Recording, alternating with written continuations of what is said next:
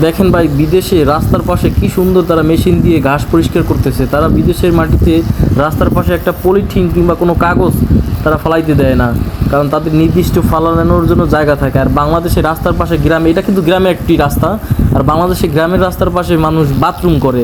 আর বিদেশের রাস্তার পাশে তারা কি সুন্দর সব সময়ের জন্য পরিষ্কার রাখে, যেখানে একটা কাগজ কিংবা কোনো কিছু আপনারা খুঁজে পাবেন। এই যে দেখেন, এই যে এটা এটা দিয়ে তারা পরিষ্কার করে। এটার মাথায় কিন্তু ব্লেড না, এটা ব্লেডের মতো, এটা প্লাস্টিক জাতীয় একটা জিনিস, যেটা দিয়ে তারা ঘাস কাটে।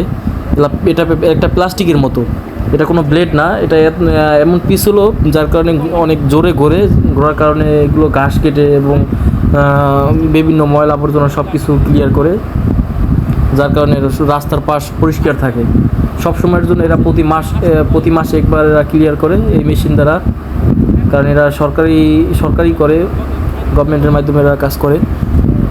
এরা সব সময়ের জন্য রাস্তার চারপাশে প্রতি মাস অন্তর একবার পরিষ্কার করা হয়। আর আমাদের বাংলাদেশ পারলে রাস্তার পাশে তারা টয়লেট করে।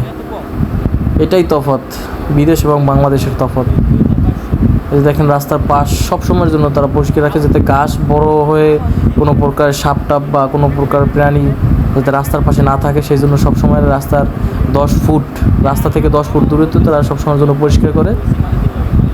এই ভাই বলতেছে যে তিনি প্রতি মাসে একবার এই তাদের এরিয়া দেওয়া থাকে, সেই এরিয়ার ভিতরে তারা পরিষ্কার করেন। প্রত্যেক জায়গায় এরিয়া দেওয়া থাকে, দেখছেন কী সুন্দর পরিষ্কার থাকে। আর বাংলাদেশে গরু ছাগল সব কিছু রাস্তার পাশে বাইন্দে, মনে করেন রাস্তা পুরো নোংরা করে।